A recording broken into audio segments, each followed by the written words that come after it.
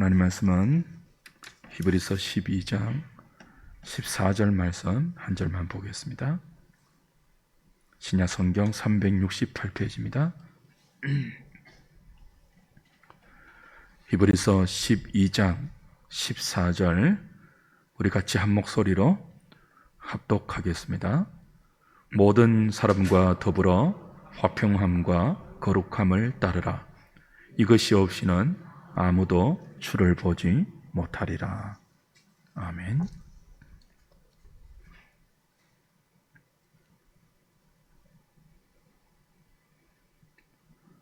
성도는 거룩하신 하나님의 존전에서 영원한 생명을 누리는 것을 최고의 목표와 최상의 가치로 삼습니다. 그리스도인은 이 목표를 향하여 믿음의 경주를 하고 있죠. 하나님은 사랑하는 자기 자녀들이 이 경주에 방해가 되는 모든 무거운 것과 얽매이기 쉬운 죄를 벗어버릴 수 있도록 때로 징계하시고 때로 연단하십니다. 우리에게는 달갑지 않고 즐거워 보이지 않는 징계와 연단까지 동원해서 하나님은 성도의 인격과 성품을 다듬고 깎아서 하나님의 거룩하심에 참여하게 하시고 의와 평강의 열매를 맺게 하십니다.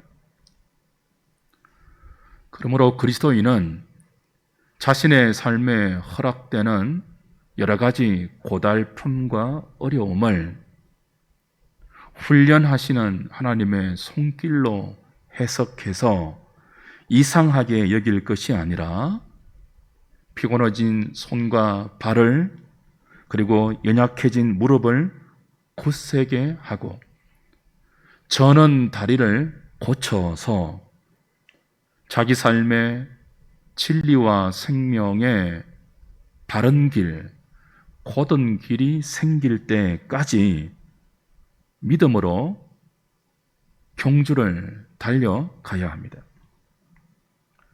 어디까지 경주해야 되죠? 모든 사람과 더불어 화평함과 거룩함을 따르는 자리까지입니다. 그래서 오늘 본문 14절이 이렇게 연결되는 것입니다. 다시 보십시오. 모든 사람과 더불어 화평함과 거룩함을 따르라. 이것이 없이는 아무도 주를 보지 못하리라. 이것이 없이는 아무도 주를 보지 못한다는 이 엄중한 말씀은 신자의 삶의 화평과 거룩함이 얼마나 중요한 요소인지를 보여주고 있습니다. 이것이는 단수입니다. 그러면 선행사인 화평함과 거룩함 중에 무엇이 이것일까요? 문법적으로 보면 이것은 남성 소유격 관계 대명사입니다. 화평함은 여성 명사이고 거룩함은 남성 명사이기 때문에 같은 남성 명사인 거룩함이 이것에 해당된다고 볼 수 있죠. 거룩함이 없이는 아무도 주를 보지 못합니다.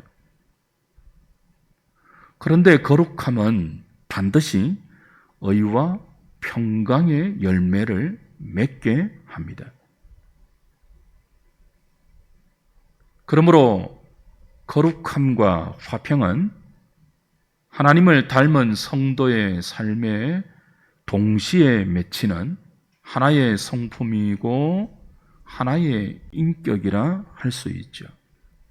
하나님도 거룩한 하나님인 동시에 평강의 하나님이지 않습니까?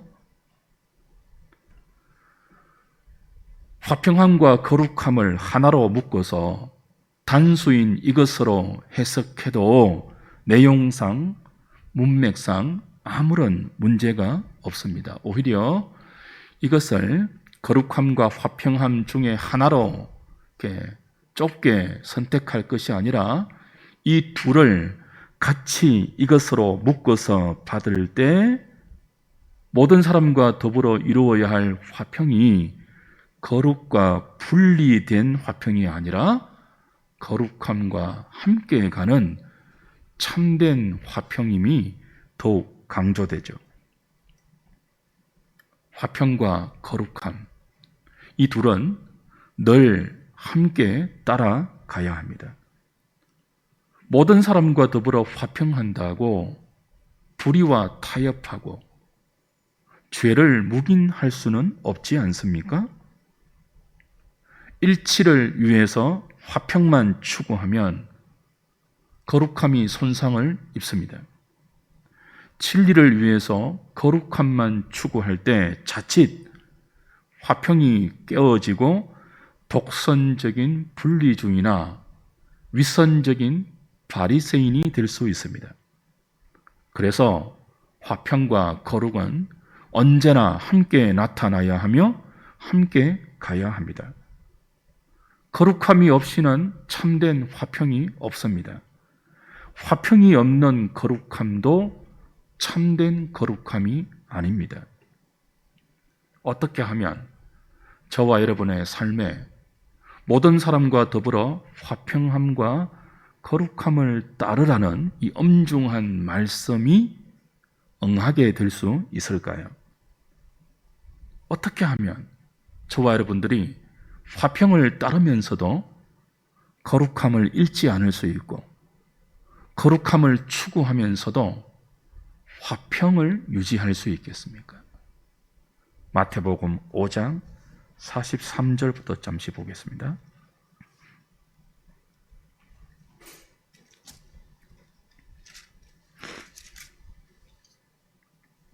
마태복음 5장 43절, 44절, 45절. 또 내 이웃을 사랑하고 내 원수를 미워하라 하였다 하는 것을 너희가 들었으나 나는 너희에게 이르노니 너희 원수를 사랑하며 너희를 박해하는 자를 위하여 기도하라. 이같이 한즉 하늘에 계신 너희 아버지의 아들이 되리니. 이렇게 해야 하나님의 아들이 된다는 뜻이 아니라 이렇게 할 때 하나님의 아들로 인정된다는 뜻입니다. 이 문장의 뜻이 그렇습니다. 이는 하나님이 그 해를 악인과 선인에게 비추시며 비를 어려운 자와 불의한 자에게 내려 주심이라.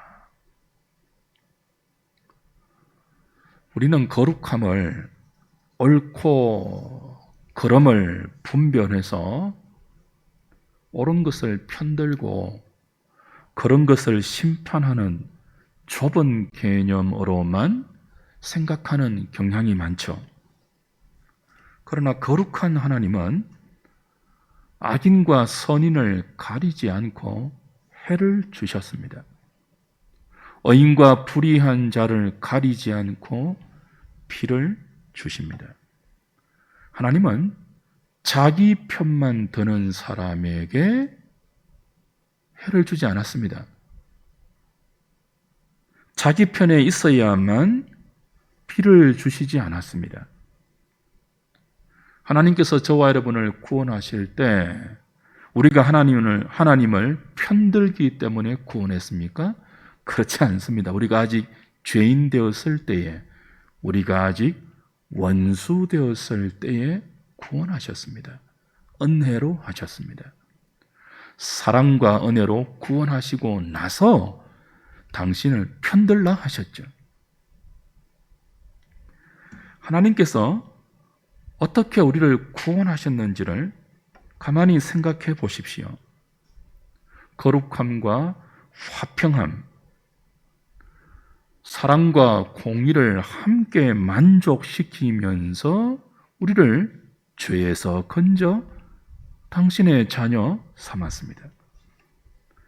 하나님은 공의의 하나님이십니다. 죄를 물어야 되고 그 죄에 상응하는 벌을 내려야 거룩한 하나님이죠. 그러나 그 거룩한 하나님의 공의를 죄지은 우리에게 쏟아서 우리를 죄대로 벌하지 않았습니다.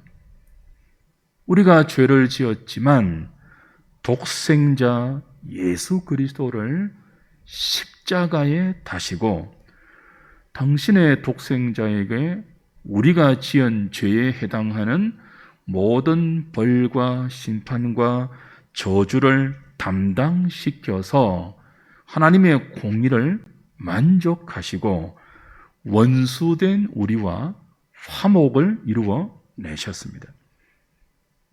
우리는 십자가 앞에서 하나님의 공의와 사랑이 어떻게 입을 맞추는지를 봅니다.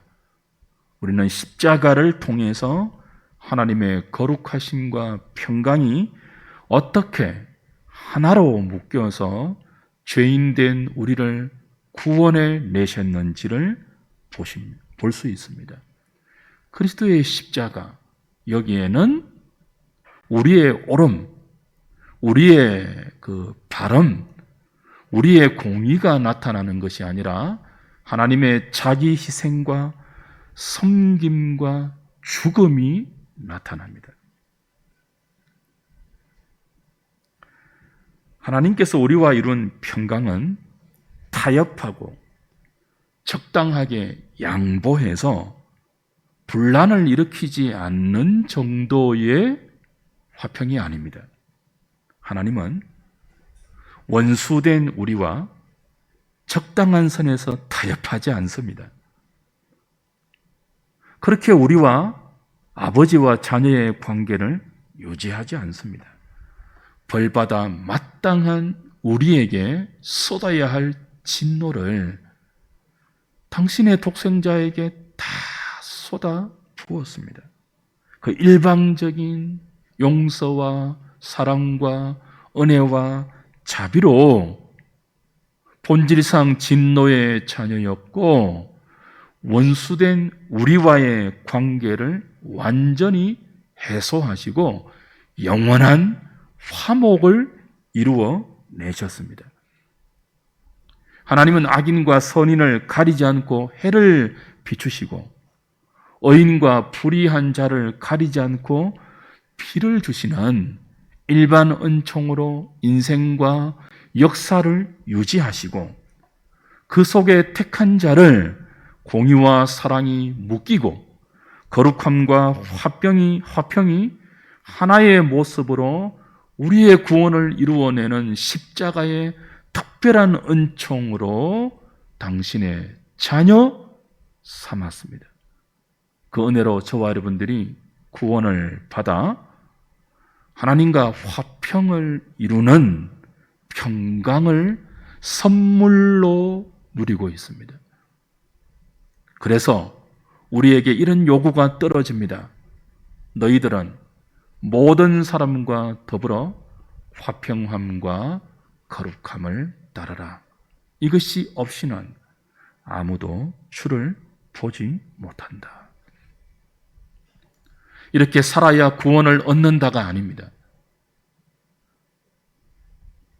하나님의 일방적인 은혜로 구원을 얻었기 때문에 이렇게 살아야 한다는 말씀이죠.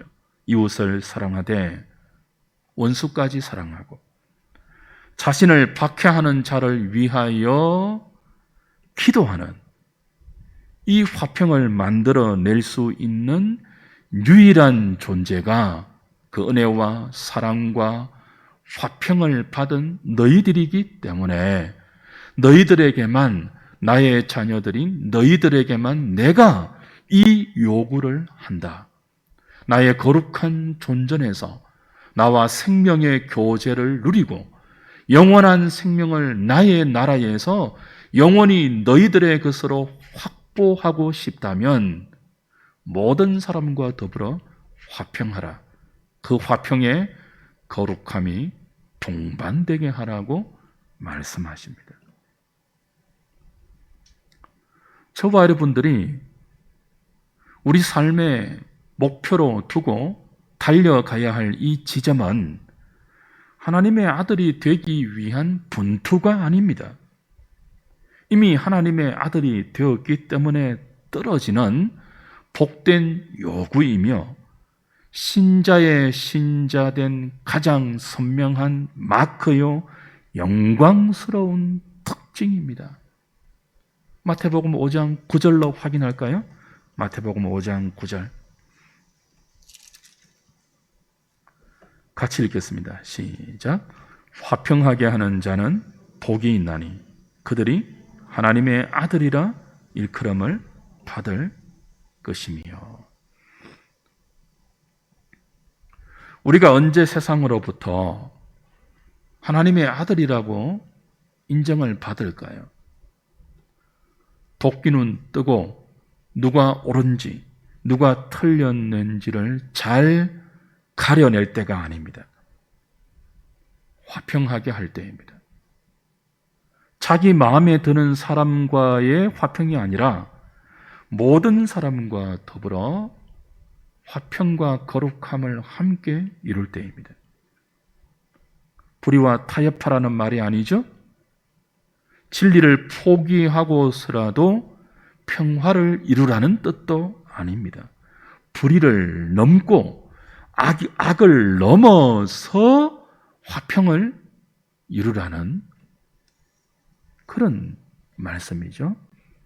말장난이 아닙니다, 여러분.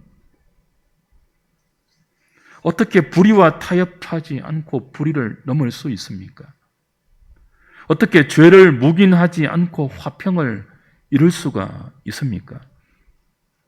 하나님께서 우리에게 이루신 구원을 생각할 때이죠. 하나님께서 우리의 악과 우리의 죄를 묵인하지 않았습니다. 우리가 저지른 범죄와 타협하지 않았습니다. 우리가 지은 모든 죄과를 당신이 짊어지셨습니다.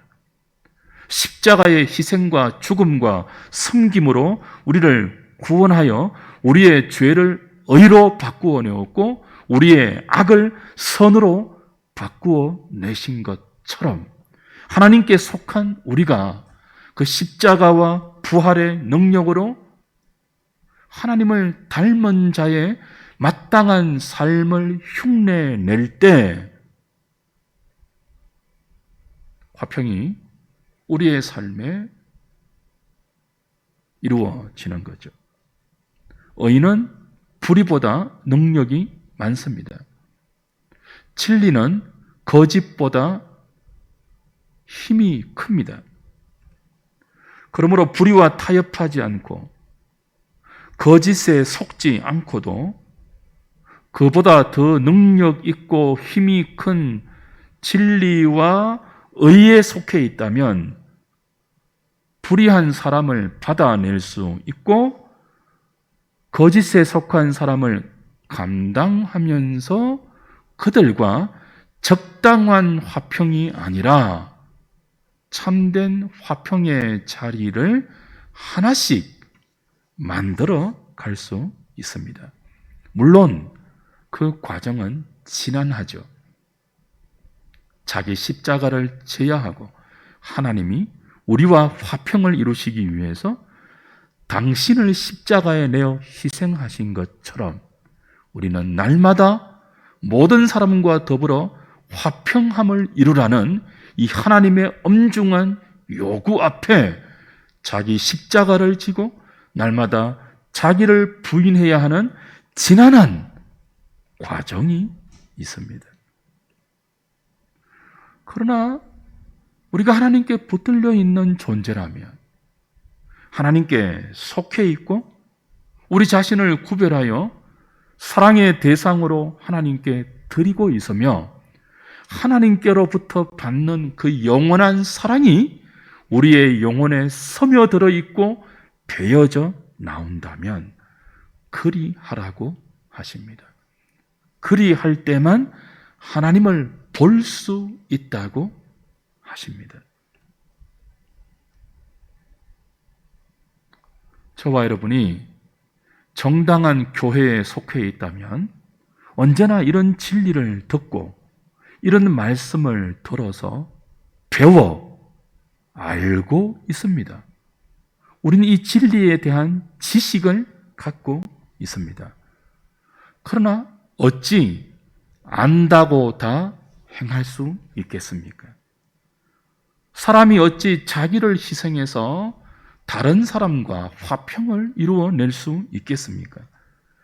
원수를 사랑하고 자기를 박해하는 자와 어떻게 화목을 만드는 자리로 자기를 희생시켜 자기를 죽일 수 있겠습니까? 우리 힘으로는 불가능하죠. 알아도 우리의 손과 발이 그렇게 움직이지 않을 것입니다. 오직 십자가와 부활의 능력이 우리를 붙들어 줄 때, 그리스도 안에서 주와 함께 십자가에 날마다 우리의 정과 욕심을 못 받고 그의 부활하심의 권능으로 참여하게 될 때, 그 능력으로 비로소 가능해지는 것이죠. 그래서 교회는 부단히 십자가를 붙들어야 합니다. 쉼 없이 교회의 강단에서는 하나님의 공의와 사랑이 입을 맞추는 십자가의 진리를 선포해야 되고, 교회의 모든 지체들은 우리 위에 십자가 지신 예수 그리스도를 바라보고 자기를 거역한 자를 오래 참아내신 믿음의 주요 온전케 하시는 예수님을 깊이 생각해야 합니다. 앉으나 서나 그 예수님을 바라보고 사나 죽으나 우리의 사도 되시며 하늘의 대제사장으로 우리를 편들고 있고 돕고 계시며 우리와 함께하고 계시는 예수 그리스도를 앉으나 서나 사나 죽으나 바라보고 또 바라보고 의지하고 신뢰해야 합니다. 그래야 부활의 능력으로 모든 지체와 더불어 화평함과 거룩함을 이루어내는 자리로 주님의 은혜에 이끌림을 받을 수 있죠. 특별히 오늘 이 말씀이 한 개인을 향한 권면이 아니라 공동체를 향한 엄중한 권고임을 우리는 유념해야 합니다. 왜 우리가 믿음의 경주를 달리다가 쉽게 손과 발이 피곤해지고 무릎이 연약해지고 저는 다리가 될까요? 많은 이유가 있겠죠. 그러나 그 이유 중에 가장 큰 이유는 지체들과의 관계입니다. 우리의 관계에 이기심이 들어오고 욕심이 틈타고 세상적인 동기가 들어오면 시기와 질투와 싸움과 다툼이 일어나죠. 그때 믿음의 경주를 달리던 우리의 손과 발이 피곤해집니다. 무릎이 연약해집니다. 저는 다리가 됩니다. 교회 안에는 언제나 이런 일이 일어납니다. 사랑하는 여러분, 교회 생활을 너무 로맨틱하게 생각하지 마십시오. 여긴 천사들의 공동체가 아닙니다.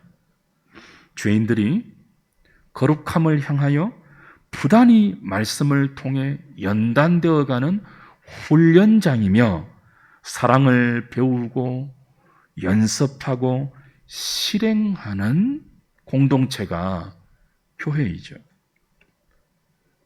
성도는 자기 혼자 수도원에 들어가서 고고하게 사랑을 배우지 않습니다. 고고하게 거룩을 연습하지 않습니다. 우린 여기 그리스도의 몸된 교회에서 한 지체로 만나고 묶여서 우리의 연약함 때문에 일어나는 모든 그리고 온갖 불협화음 속에서 하나님의 말씀을 듣고 깨우쳐 그 속에 다시 진리를 향하여 우리의 연약한 무릎을 끙끙대며 일으켜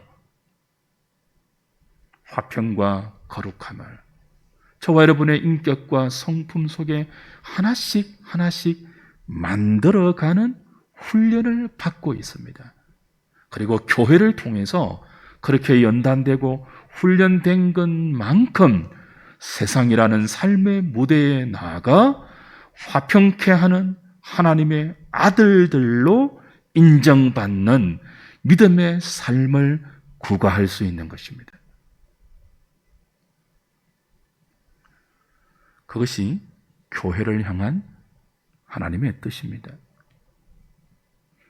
그러므로 교회에서 낭망할 일이 생기고 지체와 그 불편한 일이 생긴다고 이 훈련을 포기하고 그 사람을 받아내고 그 사람과의 관계에서 마땅히 내가 훈련해야 하는 인내와 오래 참음과 겸딤 속에서 우리의 인격에 빚어내어야 할 화평과 거룩함이라는 성품을 여러분이 외면하거나 포기하셔서는 안 됩니다. 그건 다른 데서 만들어지지 않습니다. 교회 안에서 만들어집니다. 그래서 선인과 악인을 가리지 않고 해를 주신 하나님, 의인과 불의한 자를 가리지 않고 비를 내리신 하나님을 기억하셔야 합니다. 교회에서 가장 안 좋은 것이 뭡니까? 편가르기입니다. 편가르기. 내 편, 네 편 갈라서 내 편이면 화평하고 내 편이 아니면 불화하고 적대하는 것이 가장 좋지 않는 교회의 모습이죠. 그렇게 해서는 화평과 거룩함이 연습되지 않습니다. 쉽게 나는 진리 편이다 그러지 않으면 좋겠어요. 진리 편, 저 사람은 진리 아닌 편, 그렇게 가르는 순간 내가 주장하는 진리는 더 이상 진리가 아니고 교회가 지향해야 하는 거룩함과 화평함은 산산조각 깨어지고 맙니다. 우리가 진리가 아닌 것 나눌 때 보통 그 기준이 뭐던가요? 교회에서 막 한쪽은 여기에서 찬송 부르고 한쪽은 지하에서 찬송 부르면서 서로가 진리라고 주장하고 상대방은 사탄이라고 정죄하면서 치열하게 싸울 때 그 진리와 사탄을 구분하는 기준이 뭐예요?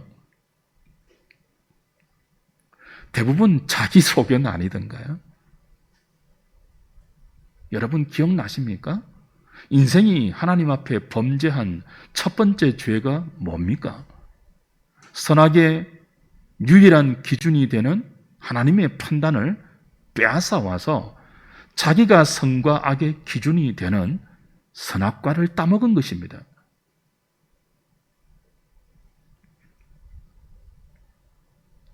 참된 진리는 진리가 아닌 것을 불의에 속했다고 내 편이 아니라고 쉽게 판단하고 정죄하기 전에 그들이 진리로 바뀔 수 있도록 품고 받아내고 참고 기다리고 견디는 것입니다. 사랑은 불의를 기뻐하지 않죠. 사랑은 진리와 함께 기뻐하는 것입니다. 그런데 진리와 함께 기뻐하는 사랑이 우리의 삶에 구현되기 위해서는 모든 것을 참고 모든 것을 바라고 모든 것을 믿고 모든 것을 견디는 오래 참음이 동반되어야 합니다. 죄와 타협하라는 뜻이 아닙니다. 편을 가르지 마시라는 뜻입니다. 여러분의 소견으로 진리, 비진리, 옳음, 그름을 쉽게 판단하지 마시라는 뜻입니다. 우리가 정말 어렵고 우리가 정말 진리에 속해 있다면 훨씬 크고 높고 고급한 실력을 가진 존재의 마땅한 관용과 너그러움으로 그렇지 않은 자를 받아내고 품을 수 있어야 합니다. 쉽지 않죠. 그러나 우리의 표준을 낮추어서는 안 돼요. 우리가 불가능하다고 하나님의 능력 안에서 가능으로 인도하는 하나님의 요구를 인간의 수준으로 격화시켜서도 안 돼요. 하나님의 의는 옳고 그름을 판단하고 심판하는 데서 그치지 않습니다. 하나님의 의는 틀린 사람, 그런 사람을 옳게 만드는 능력입니다. 하나님의 사랑은 사랑할 만한 사람만 사랑하는 그런 사랑이 아니라 사랑스럽지 않는 자, 도무지 사랑하지 못할 자도 사랑하게 만드는 힘과 능력입니다. 그 사랑과 그 은혜로 우리는 죄에서 건짐을 받고 하나님의 자녀가 되었습니다. 그러므로 우리도 그런 의와 그런 사랑으로 모든 사람과 더불어 화평함과 거룩함을 이루라는 이 엄중한 요구 앞에 우리 자신을 세워야 합니다. 우리는 복의 통로로 세상과 사람들 앞에 서서 우리를 보는 자가 복의 근원이신 거룩한 하나님, 평강의 하나님을 보게 하도록 부름받고 있습니다. 그것이 모든 사람과 더불어 화평함과 거룩함을 따르라는 이 엄중한 본문의 말씀이 요구하는 본의입니다. 주 안에서 사랑하는 여러분, 주의 백성들은 성령 안에서 의와 평강과 희락이라는 하나님의 나라를 구현하고 맛보는 사람들로 부름받고 있습니다. 그리고 믿음으로 이 삶을 경주하고 있습니다. 우리 밖에 죄와 사망의 세력들이 있고 우리 안에 부패한 본성의 방해로 자주 손과 발이 피곤해지고 우리의 무릎이 연약해지고 쓰러지고 넘어지는 저는 다리가 되지만 이런 우리를 그냥 두시지 않고 때로 징계하시고 때로 연단하여 붙들어 주시는 주님의 은혜를 기억하고 다시 일어나 거룩함과 화평함을 이루는 자리로 나아가야 합니다. 이것이 없이는 아무도 주를 보지 못한다는 이 엄중한 말씀 앞에 우리의 헛된 소망과 어리석은 삶의 욕심을 다 내려놓고 사나 죽으나 그리스도를 바라보고 그 은혜를 의지하는 믿음의 자리로 돌아가야 합니다. 무조건 믿지라는 소리 아닙니다. 무조건 손해보라는 말씀도 아닙니다. 누가 때리면 웃으라는 말씀이 아닙니다. 누가 겉옷을 달라 하면 속옷까지 주라는 그 말씀의 뜻은 그런 뜻이 아니죠. 무조건 빼앗기라는 말이 아닙니다. 누군가 나에게 부당한 위해를 가할 때 우리는 그 대상에게 정당한 법적 절차를 그 법적 절차로 대응해야 하죠. 우리의 재산을 지키고 우리의 권리를 지키는 일은 우리 개인의 문제일 뿐 아니라 한 사회를 지켜내는 가장 중요한 질서이고 법이기 때문에 그렇습니다. 그러나 그 질서와 법이 이 땅에서 어떻던가요? 마땅히 한 사회를 지키는 가장 기초적인 질서가 되는 이 사회의 규범과 이 사회의 질서와 법이 너무나 많은 경우에 코에 걸면 코걸이, 귀에 걸면 귀걸이로 적용되지 않던가요? 내가 하면 로맨스고 남이 하면 불륜이란 식으로 이 세상의 법과 질서에 제한이 있고 연약함이 있고 부패함이 있기 때문에 성도는 이 법과 질서를 우리의 욕심과 우리의 복수를 위해서 사용하지 않습니다.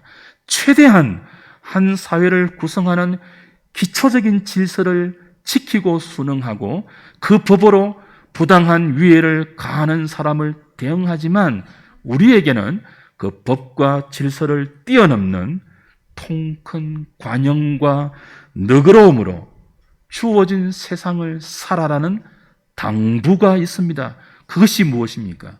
모든 사람과 더불어 화평함을 따르라는 이 엄중한 주님의 말씀입니다. 빌립보서 4장 5절을 찾고 말씀을 맺겠습니다.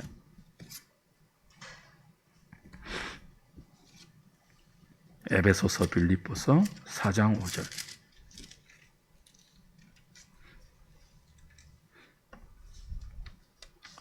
같이 읽어볼까요? 시작. 너희 관용을 모든 사람에게 알게 하라. 주께서 가까우시니라. 우리의 관용을 모든 사람에게 알게 하라고 합니다. 언제 관용이 가능하죠? 힘이 있을 때입니다. 가졌을 때입니다. 배부를 때입니다. 내가 배고플 때는 양보가 되지 않습니다. 내가 배부를 때는요, 양보가 되죠. 힘이 없을 때는 타협을 시도합니다. 그러나 힘이 있으면요, 관용이 가능하죠. 그리스도인은 가진 자입니다. 힘 있는 자입니다. 배부른 자입니다. 맞습니까? 맞습니다. 왜 우리가 힘이 있고, 왜 우리가 가진 자고, 왜 우리가 배부른 자죠? 우린 아무것도 없으나 그리스도 안에서 부요한 자이지 않습니까? 모든 것을 그리스도 안에서 가진 자이지 않습니까? 항상 우리를 위하시고, 항상 우리를 편들고, 항상 우리를 보호하고 인도하는 그리스도를 소유했고, 그 사랑과 그 은혜 안에 붙들려 있기 때문에 우리는 세상에서 가장 부요한 자이고, 가장 힘 있는 자이고, 가장 배부른 자들입니다. 우리는 모든 문제에 있어서 배부르고 부요한 존재들입니다. 믿음으로 수납하셔야 됩니다. 그래서 우리는 내 손에 칼을 들고 직접 원수를 갚지 않고 그 심판권을 우리 아버지 하나님께 넘겨드릴 수 있습니다. 하나님을 나의 아버지로 가진 부요함과 담대함이 우리에게 있기 때문에 우린 불의와 타협하지 않으면서도, 죄를 묵인하지 않으면서도 그 불의와 죄를 행하는 사람과 원수 맺지 않고 그들과 화평에 이르기까지 사랑으로 대할 수 있습니다. 단 하나의 이유 때문입니다. 나를 영원한 사랑으로 대하고 있는 평강의 하나님, 거룩한 하나님이 내 안에 있고 내가 그 하나님을 소유했기 때문입니다.